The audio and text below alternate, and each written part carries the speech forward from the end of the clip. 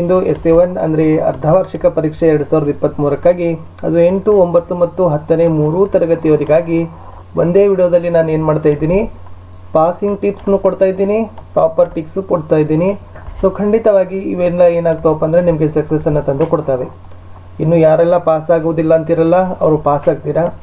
ಇನ್ನು ಯಾರು ಟಾಪರ್ ಆಗಬೇಕಂತಿರಲ್ಲ ಅವರು ಕೂಡ ಕೆಲವೊಂದಿಷ್ಟು ಟಿಪ್ಸ್ಗಳನ್ನು ಹಿಂಟ್ಸ್ಗಳನ್ನು ಫಾಲೋ ಮಾಡಬೇಕು. ಅವು ಯಾವ ಅನ್ನೋದನ್ನು ನೋಡೋಣ.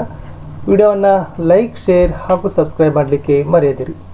ಫಸ್ಟ್ ಒನ್ ಪಾಸಿಂಗ್ ಟಿಪ್ಸ್ ನೋಡೋಣ. ಯಾರು ಪಾಸ್ ಆಗೋದಿಲ್ಲಲ್ಲ ಅವ್ರಿಗೆ ಕೊಡ್ತಕ್ಕಂಥ ಟಿಪ್ಸ್. ಸೊ ಮೊದಲಿಗೆ ನೀವೇನು ಮಾಡಬೇಕಪ್ಪ ಅಂದರೆ ಎಲ್ಲ ವಿಷಯಗಳಲ್ಲಿ ಎಲ್ಲ ಪಾಠಗಳ ಬಗ್ಗೆ ಪರಿಚಯ ಇರಬೇಕು.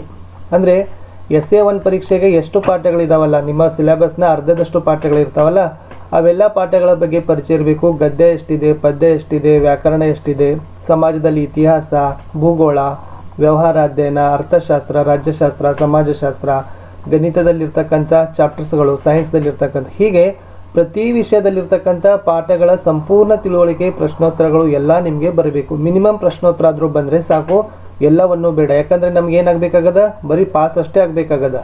ನೆಕ್ಸ್ಟ್, ಬರವಣಿಗೆ ಉತ್ತಮವಾಗಿರಲಿ. ಏನಾಗದ, ಸೊ ನೀವು ಎಕ್ಸಾಮ್ ಬರೀತಾ ಇದ್ದೀರಂದರೆ ರೈಟಿಂಗ್ ಈಸ್ ಮೋಸ್ಟ್ ಇಂಪಾರ್ಟೆಂಟ್. ಯಾಕಂದರೆ ನೀವು ಬರೆಯೋದನ್ನು ಬೇರೆಯವರು ಓದೋದ್ರಿಂದ ಸೊ ನಿಮ್ಮ ಬರವಣಿಗೆ ಏನಾಗಬೇಕು, ತುಂಬ ಉತ್ತಮವಾಗಿ ಬರಿಬೇಕು. ಇನ್ ಕೇಸ್ ನಿಮಗೆ ಇಲ್ಲಿ ಬರಲಿಕ್ಕಾಗಲಿ ಅಂದರೆ ಎಕ್ಸಾಮ್ದಲ್ಲಾದರೂ ಏನು ಉತ್ತರಗಳನ್ನು ಬರ್ತಾರಲ್ಲ, ತುಂಬ ನಿಧಾನವಾಗಿ, ತುಂಬ ಸ್ಫುಟವಾಗಿ, ಚಿತ್ತು ಕಾಟ ಇಲ್ಲದೆ, ತಪ್ಪಿಲ್ಲದೆ ಬರಲಿಕ್ಕೆ ಪ್ರಯತ್ನವನ್ನು ಮಾಡಲೇಬೇಕು. ಯಾಕಂದರೆ ಪಾಸ್ ಆಗಬೇಕಾಗಿದೆ. ಈಗ ಎಷ್ಟು ನಿಮ್ಮ ಪಾಠಗಳನ್ನು ಓದಬೇಕಾಗದಲ್ಲ, ಅದರ ಅರ್ಧದಷ್ಟಾದರೂ ಪಾಠಗಳ ಪ್ರಶ್ನೋತ್ತರಗಳು ನಿಮಗೆ ಬರಬೇಕು. ಈಗ ಸುಮಾರು ಒಂದು 8 ಪಾಠಗಳಿದಾವೆ ಅಂತ ತಿಳ್ಕೊಡ್ರಿ. ಆ 8 ಪಾಠಗಳಲ್ಲಿ ಮಿನಿಮಮ್ 4 ಪಾಠದ ಪ್ರಶ್ನೋತ್ತರಗಳಾದರೂ ನಿಮ್ಗೆ ಏನಾಗಬೇಕು ಅಂದರೆ ಆಗ್ತೀರಿ. ಮುಂದೆ ಹೆಚ್ಚು ಅಂಕಗಳಿಗೆ ಬರ್ತಕ್ಕಂಥ ಪಾಠಗಳ ಪ್ರಶ್ನೋತ್ತರಗಳನ್ನ ಕಂಠಪಾಠ ಮಾಡಬೇಕು. ಈಗ ನಿಮ್ಮ ಟೀಚರ್ಸ್ಗಳನ್ನ ನಿಮಗೆಲ್ಲ ಕ್ಲಾಸಲ್ಲಿ ಹೇಳಿರ್ತಾರೆ, ಈ ಕ್ಲಾಸು ಈ ಚಾಪ್ಟರ್ ತುಂಬಾ ಇಂಪಾರ್ಟೆಂಟ್ ಅದ, ಇದ್ರ ವೇಟೇಜ್ 5 ಮಾರ್ಕ್ಸ್ ಇದೆ, 6 ಮಾರ್ಕ್ಸ್ ಇದೆ, 4 ಮಾರ್ಕ್ಸ್ ಇದೆ, ಥೇರಮ್ ಇದೆ, ಪದ್ಯ ಇದೆ, ಓಕೆ, ಈ ಥರ ಹೇಳ್ತಾರಲ್ಲ ಚಿತ್ರಗಳು. ಸೊ ಆ ಪಾಠಗಳನ್ನು ಏನು ಮಾಡಬೇಕು, ಪರ್ಫೆಕ್ಟಾಗಿ ನೀವು ಏನು ಮಾಡಬೇಕಪ್ಪ ಅಂದ್ರೆ ಪ್ರಿಪೇರ್ ಆಗಲೇಬೇಕು. ವಿಶೇಷವಾಗಿ ಭಾಷೆಗೆ ಬಂದಾಗ ಏನು ಮಾಡಬೇಕಪ್ಪ ಅಂದ್ರೆ ವ್ಯಾಕರಣ, ನಿಬಂಧ, ಪತ್ರ, ಗಾದೆ ಮತ್ತು ಪದ್ಯ ಪೂರ್ಣ ಮಾಡೋದು, ಈ ವಿಭಾಗಗಳನ್ನು ಚೆನ್ನಾಗಿ ಪರ್ಫೆಕ್ಟಾಗಿ ಓದ್ಕೊಂಡು ಹೋಗಲೇಬೇಕು. ಇಷ್ಟು ಓದಿದ್ರು ಕೂಡ ನೀವು ಪಾಸ್ ಆಗ್ತೀರಿ. ಲ್ಯಾಂಗ್ವೇಜ್ಗಳಲ್ಲಿ ಕನ್ನಡ, ಇಂಗ್ಲೀಷ್, ಹಿಂದಿ, ಅದು ಬೇರೆ ಯಾವುದೇ ಸಬ್ಜೆಕ್ಟ್ಗಳು ಇರ್ಬೋದು ಲ್ಯಾಂಗ್ವೇಜ್ಗೆ ಸಂಬಂಧಪಟ್ಟಂತೆ. ಎಷ್ಟು ಗ್ರಾಮರ್ ಇದೆಯಲ್ಲ, ಚೆನ್ನಾಗಿ ಗ್ರಾಮರ್ ನೋಡ್ಕೊಡ್ರಿ. ನಿಬಂಧಗಳನ್ನು ಬರೆಯೋದು, ಪತ್ರ ಬರೆಯೋದು, ಗಾದೆ ಮಾತನ್ನು ವಿಸ್ತರಿಸೋದು, ಆಮೇಲೆ ಪದ್ಯ ಪೂರ್ಣ ಮಾಡಿ ಬರೆಯೋದು, ಪ್ಯಾಸೇಜಲ್ಲಿ ಇರ್ತಕ್ಕಂಥ ಓದ್ಕೊಂಡು ಪ್ರಶ್ನೆಗೆ ಉತ್ತರಗಳನ್ನು ಬರೆಯೋದು, ಇದು ಬಹಳ ಈಸಿ ಅದ. ಓಕೆ, ಜಸ್ಟ್ ನೀವು ಸ್ವಲ್ಪ ಪ್ರಾಕ್ಟೀಸ್ ಮಾಡಿದರೆ ಸಾಕು. ಖಂಡಿತವಾಗಿ ಇಲ್ಲಿಂದ ನೀವೇನು ಮಾಡ್ತೀರಿ, ಹೆಚ್ಚು ಅಂಕಗಳನ್ನು ಗಳಿಸ್ತೀರಿ. ಪ್ರತಿ ಪಾಠ ಪದ್ಯದ ಸಾರಾಂಶಗಳನ್ನು ಕಥೆ ರೂಪದಲ್ಲಿ ನೆನಪಿಡಲು ಪ್ರಯತ್ನ ಮಾಡಿ. ಸೊ ನೀವು ಏನು ಮಾಡ್ಕೋಬೇಕಪ್ಪ ಅಂದ್ರೆ ಲೆಸನ್ ಮೇಲೆ, ಸಬ್ಜೆಕ್ಟ್ ಮೇಲೆ ಇಂಟ್ರೆಸ್ಟ್ ಕ್ರಿಯೇಟ್ ಮಾಡ್ಕೊಳ್ಬೇಕು. ಒಂದು ಪಾಠ ಇದೆ ಅಂದಮೇಲೆ ಆ ಪಾಠದ ಸಮರಿ ಆದರೂ ನಿಮ್ಗೆ ಏನಾಗಬೇಕು ಅಂದ್ರೆ ನೆನಪಿರಬೇಕು. ಪ್ರಶ್ನೋತ್ತರ ಬರಲೇಬೇಕು. ಬರದೇ ಇತ್ತಂದ್ರೆ ಸೆಕೆಂಡರಿ ಏನಪ್ಪ ಅಂದ್ರೆ ಅದು ಸಮರಿ ಆದರೂ ನಿಮ್ಗೆ ಏನಾಗಬೇಕು, ಬರಲೇಬೇಕು. ನಾನು ಆಲ್ರೆಡಿ ನಮ್ಮ 8th, 9th, 10th ಎಲ್ಲ ವಿಷಯದ ಎಲ್ಲ ಪಾಠಗಳ ಕ್ವಶನ್ ಆನ್ಸರ್ಸ್ಗಳನ್ನ ಲಿಂಕ್ ಈ ವಿಡಿಯೋದ ಡಿಸ್ಕ್ರಿಪ್ಷನ್ ಬಾಕ್ಸ್ನಲ್ಲಿ ಕೊಟ್ಟಿದ್ದೀನಿ. ಒಂದು 2 ರಿಂದ 3 ತಾಸು ಆಗ್ತದೆ. ಅಷ್ಟು ಕುಂತು ಚೆನ್ನಾಗಿ ಓದಿದರೆ 100% ನೀವೇನಾಗ್ತೀರಪ್ಪಲ್ಲ, ಪಾಸ್ ಆಗೇ ಆಗ್ತೀರಿ. ಟಾಪರ್ಸ್ ಆಗೋಕ್ಕೂ ಕೂಡ ಪ್ರಯತ್ನ ಆಗೇ ಆಗ್ತದೆ. ಹಳೆ ಪ್ರಶ್ನೆ ಪತ್ರಿಕೆಗಳನ್ನು ತಪ್ಪದೇ ಬಿಡಿಸಿ. ನಿಮಗೆ ಪರೀಕ್ಷೆ ಪ್ಯಾಟರ್ನ್ ಗೊತ್ತಿರಬೇಕು.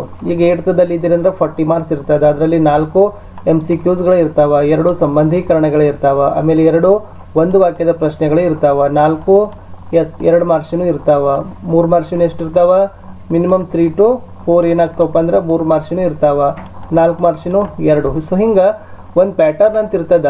ಓಕೆನಾ, ಆ ವಿನ್ಯಾಸ ಅನ್ನೋದನ್ನು ನಿಮ್ಗೆ ಏನಾಗಬೇಕಪ್ಪ ಅಂದರೆ ಗೊತ್ತಿರಬೇಕು.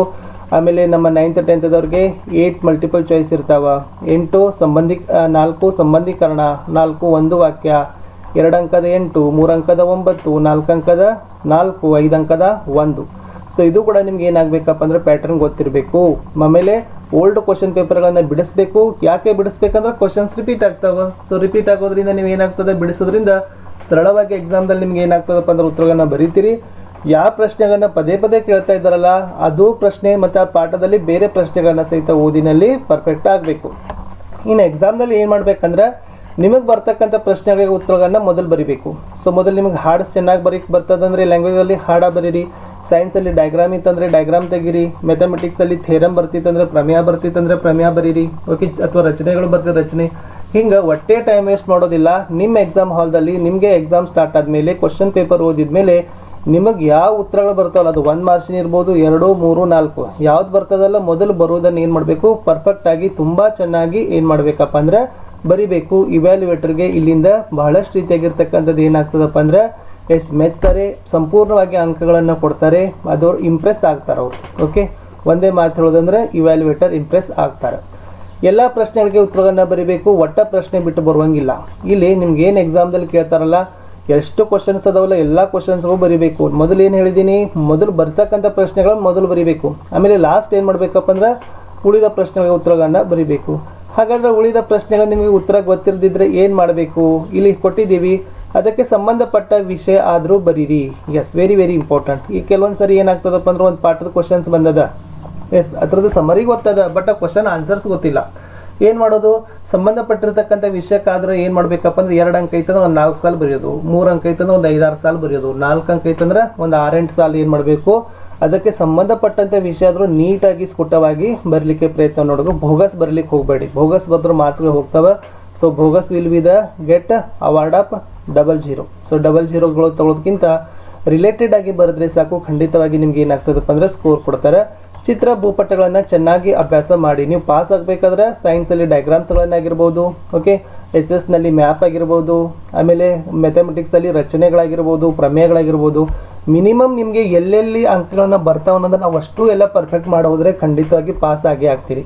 ಇನ್ನೊಂದು ಏನು ಹೇಳಬೇಕಂದ್ರೆ ಪ್ರಶ್ನೆ ಸಂಖ್ಯೆಗಳನ್ನ ಬರೆದ ಉತ್ತರ ಬರೀಬೇಕು. ಬಹಳ ವಿದ್ಯಾರ್ಥಿಗಳು ಉತ್ತರಗಳನ್ನ ಬರೀತಾರೆ, ಆದ್ರೆ ಕ್ವಶನ್ ನಂಬರ್ ಹಾಕೋದಿಲ್ಲ. ನೀವು ಹಂಗೆ ಮಾಡಕ್ಕೆ ಹೋಗ್ಬೇಡ್ರಿ, ಕ್ವಶನ್ ನಂಬರ್ ಹಾಕಿ ಉತ್ತರಗಳನ್ನ ಬರೀರಿ. ನಿಮ್ಮ ಆನ್ಸರ್ ಪೇಪರ್ ಹೆಂಗಿರಬೇಕು, ಬಹಳ ಅಂದವಾಗಿರಬೇಕು, ಏನೂ ಚಿತ್ತು ಕಾಟ ಇರಬಾರ್ದು. ಎಸ್, ನೋಡಿದ್ರೆ ಆನ್ಸರ್ ಪೇಪರ್ ಎಷ್ಟು ಟಾಪರ್ಸ್ ಆನ್ಸರ್ ಪೇಪರ್ ಅಂತ ಅನ್ಬೇಕು, ಬಟ್ ಪಾಸ್ ಆದ್ರೆ ಸಾಕಾಗೈತೆ. ಅಷ್ಟು ಚೆನ್ನಾಗಿ ಆನ್ಸರ್ ಪೇಪರನ್ನು ಬರೆದ್ರೆ ಖಂಡಿತವಾಗಿ ನೀವೇನಾಗ್ತಿರಪ್ಪ ಅಂದ್ರೆ ಪಾಸ್ ಆಗೇ ಆಗ್ತೀರಿ. ಇಷ್ಟಿತ್ತು ಇಲ್ಲಿ ನಾನು ಇವ್ರಿಗೆ ಏನು ಮಾಡಿದ್ದೀನಿ ಅಂದರೆ ಪಾಸಿಂಗ್ ಟಿಪ್ಸ್ಗಳನ್ನ ಹೇಳಿದ್ದೀನಿ.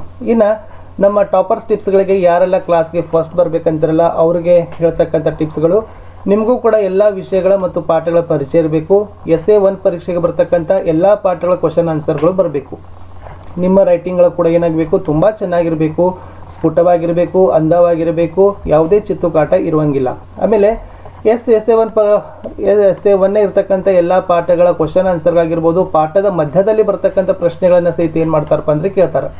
ಪಾಠದ ಅಭ್ಯಾಸ ಪ್ರಶ್ನೆಗಳನ್ನು ಸಹಿತ ಕೇಳ್ತಾರೆ. ಜೊತೆಗೆ ಕೆಲವು ಸರಿ ಏನಾಗ್ತದಪ್ಪ ಅಂದ್ರೆ ಸೈನ್ಸಲ್ಲಿ ಆಗಿರ್ಬೋದು, ಭಾಷೆಗಳಲ್ಲಿ ಆಗಿರ್ಬೋದು, ಗಣಿತ SS ಅಲ್ಲಿ ಪಾಠದ ಮಧ್ಯದ ಪ್ರಶ್ನೆಗಳು ಕೂಡ ಬರ್ತಾವೆ. ಅದನ್ನು ಕೂಡ ನಿಮ್ಗೆ ಏನಾಗಬೇಕು, ಪರ್ಫೆಕ್ಟ್ ಆಗಬೇಕು. ಮುಂದೆ ನೀವುಗಳು ಕೂಡ ವ್ಯಾಕರಣ, ನಿಬಂಧ, ಪತ್ರ, ಗಾದೆ ಮಾತು, ಪದ್ಯ ಪೂರ್ಣ ಮಾಡಿ ಇವುಗಳನ್ನು ಬಹಳ ಚೆನ್ನಾಗಿ ಬರಿಬೇಕು. ಯಾಕಂದ್ರೆ ನಿಬಂಧಗಳನ್ನು, ಪತ್ರಗಳನ್ನು ಔಟ್ ಆಫ್ ಔಟಲ್ಲಿ ಮಾರ್ಕ್ಸ್ ತಗೋಬೇಕಾದ್ರೆ ಅಲ್ಲಿ ನಮೂನೆಗಳನ್ನು, ಫಾರ್ಮ್ಯಾಟ್ಗಳನ್ನು ನೀವೇನು ಮಾಡಬೇಕಪ್ಪ ಅಂದ್ರೆ ಫಾಲೋ ಮಾಡಬೇಕಾಗ್ತದೆ. ಓಕೆ, ಅದನ್ನು ಕೂಡ ಕಲ್ಕೊಡ್ರಿ. ನೀವುಗಳು ಕೂಡ ಪ್ರೀವಿಯಸ್ ಇಯರ್ ಕ್ವಶನ್ ಪೇಪರ್ಗಳನ್ನು ತಪ್ಪದೇ ಬಿಡಿಸಿ. ನಮ್ಮ ಯೂಟ್ಯೂಬ್ ಚಾನಲ್ನಲ್ಲಿ ನಾವು ಬಹಳಷ್ಟು ಪ್ರೀವಿಯಸ್ ಇಯರ್ ಕ್ವಶನ್ ಪೇಪರ್ಗಳನ್ನು ಹಾಕಿದ್ದೀವಿ. ಸೊ ಅದನ್ನು ಲಿಂಕ್ಗಳು ಬೇಕಾದರೆ ವಿಡಿಯೋದ ಡಿಸ್ಕ್ರಿಪ್ಷನ್ ಬಾಕ್ಸ್ನಲ್ಲಿ FA ಎಕ್ಸಾಮ್ ಕ್ವಶನ್ ಪೇಪರ್ ಅಂತ ಒಂದು ಪ್ಲೇಲಿಸ್ಟ್ ಲಿಂಕ್ ಇದೆ, ಅದನ್ನು ಒತ್ತಿ ನೋಡ್ಬೋದು. ನಮ್ಮ ಯೂಟ್ಯೂಬ್ ಚಾನಲ್ನಲ್ಲಿ 8th, 9th, 10th ಎಲ್ಲ ವಿಷಯಗಳು ಕೂಡ ಕ್ವಶನ್ ಆನ್ಸರ್ಸ್ಗಳು ಇದಾವೆ. ಅವುಗಳ ಲಿಂಕನ್ನು ನಾನು ವಿಡಿಯೋದ ಡಿಸ್ಕ್ರಿಪ್ಷನ್ ಬಾಕ್ಸ್ನಲ್ಲಿ ಸಜೆಸ್ಟ್ ಮಾಡಿದ್ದೀನಿ. 2-3 ತಾಸು ಆಗ್ತದೆ, ಕುಂತು ಚೆನ್ನಾಗಿ ಓದ್ಕೊಡ್ರಿ. 100% ನೀವು ಏನಾಗ್ತಿರಪ್ಪ ಅಂದ್ರೆ ಟಾಪರ್ ಆಗೇ ಆಗ್ತೀರಿ. ಇನ್ನು ಪ್ರತಿ ಪಾಠದ ಮೇಲೆ ಇಂಟ್ರೆಸ್ಟ್ ಕ್ರಿಯೇಟ್ ಮಾಡ್ಕೊಳ್ಳೋ ಸಲುವಾಗಿ ಏನು ಮಾಡಬೇಕು, ಪ್ರತಿ ಪಾಠದ ಸಮರಿಗಳನ್ನು ನೀವು ಒಂದು ಕತೆ ಸ್ಟೋರಿ ರೂಪದಲ್ಲಿ ನೆನಪಿಟ್ಕೊಳ್ಳಿಕ್ಕೆ ಪ್ರಯತ್ನವನ್ನು ಮಾಡೋದ್ರಿಂದ ಮರವು ಆಗೋದಿಲ್ಲ. ಆಮೇಲೆ ನೀವುಗಳು ಕೂಡ ಎಕ್ಸಾಮ್ನಲ್ಲಿ ಫಸ್ಟ್ ನಿಮ್ಗೆ ಯಾವ ಕ್ವಶನ್ಸ್ ಬರ್ತಾವಲ್ಲ ಅದನ್ನೇ ಬರೀಬೇಕು. ತಪ್ಪದ ಮೊದಲು ಬರೆಯುವಂಗಿಲ್ಲ. ನಿಮಗೆ ಯಾವುದು ಬರ್ತಾವಲ್ಲ ಮಲ್ಟಿಪಲ್ ಚಾಯ್ಸ್ಗಳಾಗಿರ್ಬೋದು, ಅಥವಾ ಲೆಟರ್ ಆಗಿರ್ಬೋದು, essay ಆಗಿರ್ಬೋದು, ಆಮೇಲೆ ಪದ್ಯ ಆಗಿರ್ಬೋದು, ಯಾವ್ದು ಬರ್ತದಲ್ಲ ಬರ್ತಕ್ಕಂಥ ಕರೆಕ್ಟಾಗಿರ್ತಕ್ಕಂಥ ಉತ್ತರಗಳನ್ನ ಆನ್ಸರ್ ಪೇಪರಲ್ಲಿ ಫಸ್ಟ್ ಆಗಿ ಬರೀಬೇಕು. ಆಮೇಲೆ ಆನ್ಸರ್ಸ್ಗಳನ್ನ ಬರುವಾಗ ಕಂಪಲ್ಸರಿ ಪ್ರಶ್ನೆ ಸಂಖ್ಯೆಗಳನ್ನ ತಪ್ಪದೇ ಬರೀಬೇಕು. ಬಹಳ ವಿದ್ಯಾರ್ಥಿಗಳು ಪ್ರಶ್ನೆ ಸಂಖ್ಯೆಗಳನ್ನ ಮರೆತು ಬರ್ತಾರೆ. ಸೊ ಅದನ್ನು ಮಾಡ್ಲಿಕ್ಕೆ ಹೋಗಬೇಡಿ. ಆಮೇಲೆ ಇದು ವೆರಿ ವೆರಿ ಇಂಪಾರ್ಟೆಂಟ್ ಇದೆ. ಕೊಟ್ಟ ಕ್ವಶನ್ ಪೇಪರಲ್ಲಿ ಕ್ವಶನ್ಸ್ ಓದಿ ಅರ್ಥ ಆಗಬೇಕು. ಒಂದೊಂದು ಸರಿ ಅಲ್ಲ, 2 ಸರಿ ಕ್ವಶನ್ಸ್ಗಳನ್ನ ಓದ್ಕೊಡ್ರಿ. ಕ್ವಶನ್ಸ್ಗಳನ್ನ ಡಬಲ್ ಸರಿ ಓದ್ಕೊಂಡು ಅರ್ಥ ಮಾಡ್ಕೊಂಡು ಉತ್ತರ ಬರೀರಿ. ಕನ್ಫ್ಯೂಷನ್ ಆಗ್ಲಿಕ್ಕೆ ಹೋಗಬೇಡಿ. ಯಾಕಂದ್ರೆ ನೀವು ಟಾಪರ್ ಆಗಬೇಕಾಗದ. ನಿಮ್ಮ ಕಡೆ ಉತ್ತರ ಗೊತ್ತಿದೆ, ಬಟ್ ಏನು ಕ್ವಶನ್ ಕೇಳಿದಾರೆ ಅನ್ನೋದನ್ನ ನೀವು ಕನ್ಫರ್ಮ್ ಮಾಡ್ಕೊಳ್ಬೇಕು. ಓಕೆನಾ? ಆಮೇಲೆ ಈ ಮಲ್ಟಿಪಲ್ ಚಾಯ್ಸ್ ಕ್ವಶನ್ಸ್ಗಳನ್ನ ಬರೆಯುವಾಗ ಆ ಉತ್ತರದ ಹಿಂದಿನ ಕ್ರಮಾಕ್ಷರವನ್ನು ತಪ್ಪದೇ ಬರಿಬೇಕು. ನೀವು ಕ್ರಮಾಕ್ಷರ ಬರೀಲಿಲ್ಲ ಅಂತಂದರೆ, ಅಲಾಂಗ್ ವಿತ್ ಅಲ್ಫಾಬೆಟ್ ಇರಲಿಲ್ಲ ಅಂದರೆ ಮಾರ್ಕ್ಸ್ಗಳನ್ನ ಕೊಡೋದಿಲ್ಲ. ಆಮೇಲೆ ನೀವುಗಳು ಕೂಡ ಬರುವಾಗ ಎಲ್ಲ ಪ್ರಶ್ನೆಗಳಿಗೆ ಉತ್ತರಗಳನ್ನು ಬರೀರಿ. ಯಾವುದೇ ಪ್ರಶ್ನೆಗಳನ್ನು ಬಿಟ್ಟು ಬರಲಿಕ್ಕೆ ಹೋಗಬೇಡಿ. ಇನ್ನು ಯಾವುದೇ ಒಂದು ಪ್ರಶ್ನೆ ಉತ್ತರಗಳು ನಿಮಗೆ ಗೊತ್ತಿರಲಿಲ್ಲ ಅಂದ್ರೆ ಅದಕ್ಕೆ ರಿಲೇಟೆಡ್ ಆಗಿರ್ತಕ್ಕಂಥ ಮ್ಯಾಟರ್ಗಳನ್ನು, ಕಂಟೆಂಟ್ಗಳನ್ನು ನೀವು ಏನು ಮಾಡಬೇಕಾಗ್ತದಪ್ಪ ಅಂದ್ರೆ ಎಕ್ಸಾಮ್ನಲ್ಲಿ ಬರೀರಿ. ಅದೇನೋ ನಿಮಗೆ ಅಂಕಗಳನ್ನು, ಪೂರ್ಣ ಅಂಕ ಇಲ್ಲ ಅಂದ್ರೆ ಸ್ವಲ್ಪ ಅದರ ಅಂಕಗಳು ನಿಮ್ಗೆ ಏನಾಗ್ತದಪ್ಪ ಅಂದ್ರೆ ರಿಲೇಟೆಡ್ ಮ್ಯಾಟರ್ ಅಂಕಗಳನ್ನು ಕೊಟ್ಟೇ ಕೊಡ್ತದ. ಇನ್ನು ಈ ಸೈನ್ಸ್ನಲ್ಲಿರ್ತಕ್ಕಂಥ ಚಿತ್ರ ಆಗಿರ್ಬೋದು, SS ನಲ್ಲಿರ್ತಕ್ಕಂಥ ಭೂಪಟಗಳಾಗಿರ್ಬೋದು, ಗಣಿತದಲ್ಲಿರ್ತಕ್ಕಂಥ ರಚನೆಗಳಾಗಿರ್ಬೋದು, ಓಕೆ, ಇವೆಲ್ಲ ಪರ್ಫೆಕ್ಟಾಗಿ ಮಾಡ್ಕೊಂಡು ಹೋಗಿ. ಯಾಕಂದ್ರೆ ಅವು ಬಹಳಷ್ಟು ನಿಮಗೆ ಏನಾಗ್ತಾವಪ್ಪ ಅಂದ್ರೆ ಅಂಕಗಳನ್ನು ಪರ್ಫೆಕ್ಟಾಗಿ ತಂದು ಕೊಡ್ತಾವೆ. ಒಂದಿಷ್ಟು ಚೆನ್ನಾಗಿ ನೀವು ಮನೆಯಲ್ಲಿ ಪ್ರಾಕ್ಟೀಸ್ಗಳನ್ನ ಮಾಡಿದರೆ ಎಕ್ಸಾಮಲ್ಲಿ ಸೊ ಯಾವುದೇ ರೀತಿಯಾಗಿರ್ತಕ್ಕಂಥ ಭಯ ಅನ್ನೋದು ಇರದೇ ಇರೋದಿಲ್ಲ. ಓಕೆನಾ? ನಿಮ್ಮ ಆನ್ಸರ್ ಪೇಪರ್ಗಳು ಕೂಡ ಬಹಳ ಚೆನ್ನಾಗಿರಬೇಕು, ನೋಡಿದರೆ ಅಟ್ರಾಕ್ಟಿವ್ ಇರಬೇಕು, ಯಾವುದೇ ಚಿತ್ತುಕಟ್ಟೆ ಇರುವಂಗಿಲ್ಲ. ಓಕೆ, ಅದನ್ನು ಮಾರ್ಜಿನ್ ಹಾಕಿ ಪ್ರತಿ ಉತ್ತರ ಬರೆದ ನಂತರ ನೀವೇನು ಮಾಡಿರಿ ಅದನ್ನು ಅಂಡರ್ಲೈನ್ಗಳನ್ನು ಹಾಕ್ಕೊಡ್ರಿ. ಪ್ರತಿ ಉತ್ತರದಲ್ಲಿರ್ತಕ್ಕಂಥ ಕೀವರ್ಡ್ಸ್ಗೂ ಕೂಡ ತಾವು ಏನು ಮಾಡಬೇಕಪ್ಪ ಅಂದ್ರೆ ಅಂಡರ್ಲೈನ್ಗಳನ್ನು ಹಾಕಬೇಕು.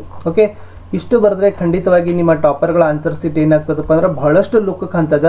ಇವ್ಯಾಲ್ಯೂಯೇಟರ್ಗಳು ಎಕ್ಸ್ಪ್ರೆಸ್ ಆಗ್ತಾರೆ. ಇವ್ಯಾಲ್ಯೂಯೇಟರ್ ಗೊತ್ತಾಗ್ತದಂದ್ರೆ ಈ ಹುಡುಗ ಏನೋ ಒಂದಿಷ್ಟು ಏನದ ವ್ಯಾಲ್ಯೂಯೇಬಲ್ ಇದಾನ, ಇವನಲ್ಲಿ ಇಷ್ಟೆಲ್ಲ ನೀಟಾಗಿ ಬರ್ದಾನಂತಂದ್ರೆ ಏನಾಗ್ತದಪ್ಪ ಅಂದ್ರೆ ಈತ ಟಾಪರ್ ಆಗಲಿಕ್ಕೆ ಯೋಗ್ಯ ಇದಾನಂತ ತಿಳ್ಕೊಂಡು ಎಸ್ ನೀವು ಖಂಡಿತವಾಗಿ ಟಾಪರ್ಗಳನ್ನ ಆಗೇ ಆಗ್ತೀರಿ ಅಂತ ನಾನು ನಿಮಗೆ ಭರವಸೆಯೊಂದಿಗೆ ಹೇಳ್ತೀನಿ.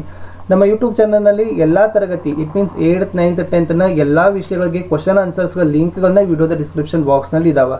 ಒಂದಲ್ಲ ಇನ್ನೊಂದ್ಸಲ ಹೇಳೋದಂದ್ರೆ ಆ ಕ್ವಶನ್ ಪೇಪರ್ಸ್ಗಳನ್ನ ನೋಡಿ, ಓಲ್ಡ್ ಕ್ವಶನ್ ಪೇಪರ್ಗಳನ್ನ ಪ್ರಾಕ್ಟೀಸ್ ಮಾಡ್ಕೊಡ್ರಿ. ನಾವು ಮಾಡೆಲ್ ಕ್ವಶನ್ ಪೇಪರ್ ಹಾಕ್ತಾ ಇದ್ದೀವಿ, ಅವುಗಳನ್ನು ನೋಡಿ. ವಿಶೇಷವಾಗಿ ಎಲ್ಲ ಪಾಠದ ಕ್ವಶನ್ ಆನ್ಸರ್ಸ್ಗಳನ್ನ ಕುಂತು ನೋಡಿ ಹೋಗಿದ್ದೆ ಆದರೆ ಡೆಫಿನೆಟ್ ಆಗಿ ನೀವು ಏನಾಗ್ತೀರಪ್ಪ ಅಂದರೆ ಪಾಸ್ ಆಗಲ್ಲ, ಟಾಪರ್ ಸಹಿತ ಆಗ್ತೀರಿ. ನಿಮ್ಮ ಕಮೆಂಟ್ಗಳನ್ನು ನಾನು ಖಂಡಿತವಾಗಿ ಕಾತರದಿಂದ ಕಾಯ್ತೀನಿ. ಇದು ವಿಡಿಯೋ ನಿಮಗೆ ಇಷ್ಟ ಆದರೆ ಖಂಡಿತವಾಗಿ ಲೈಕ್ ಮಾಡಬೇಕು, ನಿಮ್ಮ ಗೆಳೆಯರಿಗೆ ಶೇರ್ ಮಾಡಬೇಕು. ಸೊ ಮತ್ತೆ ಸಿಗ್ತೀನಿ ಇನ್ನೊಂದು ಇಂಟ್ರೆಸ್ಟಿಂಗ್ ಆಗಿರ್ತಕ್ಕಂಥ ವಿಡಿಯೋದಲ್ಲಿ. ನಿಮ್ಮ ನಡೀತಕ್ಕಂಥ S7 ಪರೀಕ್ಷೆಗೆ ಆಲ್ ದ ಬೆಸ್ಟ್. ಮುದ್ದು ಮಕ್ಕಳೇ, ಖಂಡಿತವಾಗಿ ತಾವೆಲ್ಲರೂ ಕೂಡ ಪಾಸ್ ಆಗಬೇಕು. ನಿಮ್ಮ ಶಾಲೆ, ನಿಮ್ಮ ತಂದೆ ತಾಯಿಗಳಿಗೆ ಕೀರ್ತಿ ತರಬೇಕು. ವಿಶೇಷವಾಗಿ ನನಗೂ ಕೂಡ ಹೆಮ್ಮೆ ಆಗ್ತದೆ, ಯಾಕಂದ್ರೆ ನೀವೆಲ್ಲರೂ ಕೂಡ ಚೆನ್ನಾಗಿ ಅಂಕಗಳನ್ನು ಪಡೆದ್ರೆ, ಪಾಸ್ ಆದರೆ, ಟಾಪರ್ಸ್ ಆದರೆ ಅದಕ್ಕಿಂತ ನೀವು ಹೆಮ್ಮೆ ಪಡ್ತಕ್ಕಂಥ ಸಂತೋಷ ಅದು ಕೂಡ ನನಗೂ ಕೂಡ ಡಬಲ್ ಆಗಿರ್ತಕ್ಕಂಥ ಸಂತೋಷ. ಓಕೆ, ಒಂದು ಕಮೆಂಟ್ ಮೂಲಕ ತಾವೆಲ್ಲರೂ ಕೂಡ ನನಗೆ ಥ್ಯಾಂಕ್ಸ್ಗಳನ್ನು ಹೇಳ್ಬೋದು. ಲೈಕ್ಗಳನ್ನು ಮಾಡಿ, ಶೇರ್, ಸಬ್ಸ್ಕ್ರೈಬ್ ಮಾಡಲಿಕ್ಕೆ ಮರೆಯದಿರಿ. Wish you all the best for your SA1 examination. ನಿಮ್ಮ ಮುಂದೆ ನಡೀತಕ್ಕಂಥ ಅರ್ಧವಾರ್ಷಿಕ ಮತ್ತು SA1 ಪರೀಕ್ಷೆಗೆ ತುಂಬ ಚೆನ್ನಾಗಿ ಬರೀರಿ ಅಂತ ನಾನು ನಿಮಗೆ ಅಭಿನಂದನೆಗಳನ್ನು ಹೇಳ್ತಾ ವಿಡಿಯೋವನ್ನು ಮುಗಿಸ್ತೀನಿ. ಬಾಯ್.